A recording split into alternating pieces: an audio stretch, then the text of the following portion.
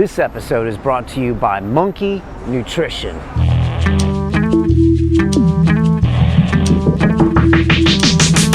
Had you given back your Intelligence Commendation Medal at that time? No, what happened was when Porter Goss became the president, the head of the CIA after George Tenet left in ignominy,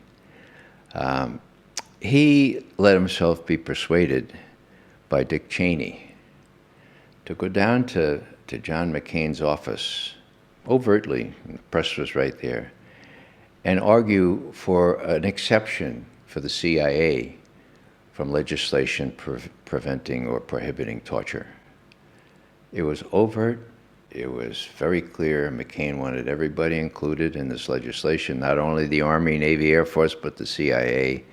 And here we have Cheney and the head of the CIA going down there saying, no, we have to be able to do this, you know. And of course, I knew what had been going on up until that time. And so I said, no, that's too much. So this was 06 where he went to do this. Yes, it's a really nice medallion, you know, it's sort of like this. And so I took it into the House Intelligence Committee. I gave it back to Hoekstra, who was the chairman at that time. Sort of footnote to that, 2 months later, he inserted into the Defense Authorization Bill provision which would allow the head of intelligence to revoke the pension of anybody who was considered to be, you know, talking about classified information or doing. So luckily there was a continuing resolution that year, so the legislation never got changed. But that's how vindictive these guys are. Wow. It's Peter Hoekstra from Michigan. He was the head of the House Intelligence Committee. Is that just potentially teaching a lesson to any future CIA members? You got it. So you still have your pension right now? I do, thank God. Yeah. Was that hard to give that medal up?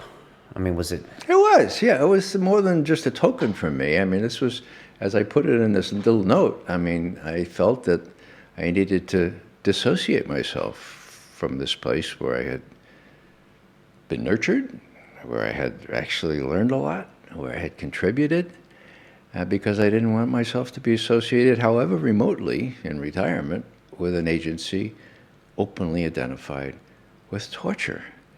I wanted to be able to say when my grandchildren get old enough and they say, "Grandpa, so you work for the CIA? Well, what's it like to torture people?"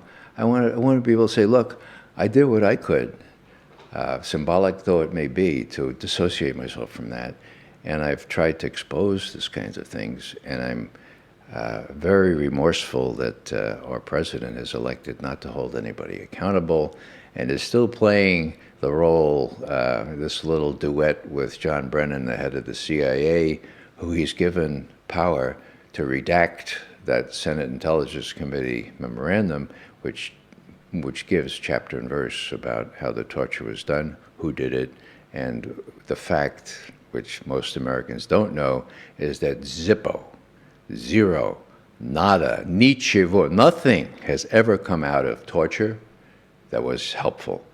And we knew that, and this is a little vignette that probably should be told. The head of Army Intelligence, a lieutenant general, when he learned that George Bush and Dick Cheney were going to appear on the White House lawn, this is September 6th, 2006, and they were going to brag about these enhanced interrogation techniques, about how fruitful they were, a fellow named John Kimmons, Lieutenant General, U.S. Army, head of Army Intelligence, made his whole career on interrogation techniques, okay? He got up and he said, and I quote, "No good intelligence has ever come from harsh interrogation techniques. History shows that, and the experience of the last 5 years, hard years, also demonstrates that, period." End quote. 5 years, 2006 minus 5. 2001 is when it started with John Walker Lind, an American citizen. So Kimmons laid it all down, told the press 2 hours before Bush told the press across the river that these things are wonderful, they really work. The last thing I'll say about that is, did you know the derivation of enhanced interrogation techniques? No. It's a direct translation of verschärfte Vernehmung, okay? Right out of the Gestapo manual. I have the manual. And guess what? Not only is the title the same, verschärfte Vernehmung, enhanced interrogation techniques, the techniques are the same. Now, there are a few enhancements that were U.S. Added after World War II, but the techniques are the same. Now, most people don't know that, but I know it because I grew up right after the war, and I knew about the Gestapo. And so you have the Gestapo experience, and the Germans should be aware of that. You have the Stasi experience in East Germany, but even the Stasi weren't doing enhanced interrogation techniques anymore. We did, to our shame. But the CIA was being directed by the White House, but they still should take some of the blame for that. Nuremberg was very clear on, it's not a defense to say I was only following orders, right? I was following orders. Now, what happened was right after 9/11, and we know this because Richard Clarke wrote a book about it, the evening of 9/11, George Bush met for the first time in the bunker in the White House with Cheney, George Tenet, the head of the CIA, Rumsfeld, head of defense, and Richard Clarke. There may have been others there, I don't know. How do I know that? As I say, Richard Clarke wrote about it. And what happened was when people started talking about now we can go against Iraq, and somebody said, well, yeah, it's a little tricky because, Iraq, international law doesn't allow you to go against a country that wasn't guilty of this. And Bush said famously, I don't care what the international lawyers say, we're going to kick some ass, okay? Quote, unquote. Now, that's from Clarke. So what happens? Bush is going to go into Afghanistan. He calls George Tenet, head of the CIA, and he says, you got some guys that can, we capture these guys and we can find out, you got some guys who can do that stuff. And if Tenet were, I'm sure he replied, no, we don't. We didn't have any guys like that. The closest thing we came to were lie detector operators or security people that gave you, when you departed the agency, warned you about not divulging classified information. So we don't, but we can get some. And of course, you had the whole alumni from Vietnam. You had the people that could contract with people who could do these things. And you had those weird Mormon scientists out there that thought you could do other techniques. So what happened was we started to kick some ass in George. And the first person was John Walker Lind. And I think you've had Jesselyn Raddick on here, so you know that story. But so that's the way the torture was implemented. It never was, and of course 24, that TV program, gave a false sense of the success you could have with torture techniques. They never worked. The only time, people will say to me, well, Ray, hello, if they don't work, what do we do? And the answer is simple. As General Kimmons says, you can't get reliable information from enhanced interrogation techniques. But you know what?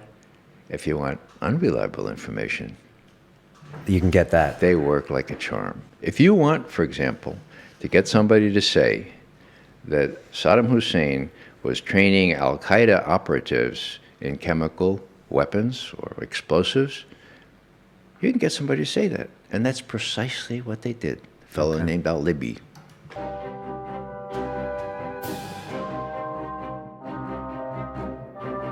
This week on London Real, former MI5 intelligence officer turned whistleblower, Annie Machon. What we're looking at now is a de facto police state.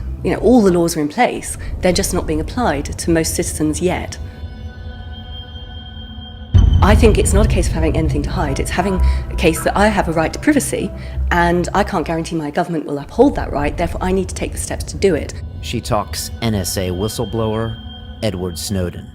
He would die for his country. He wants to try and improve the way his country operates within its own boundaries and protect its citizens.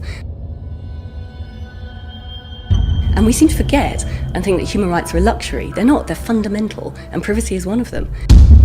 On Sunday, London Real presents Annie Machon, whistleblower. So it's a very British mess, is the short answer.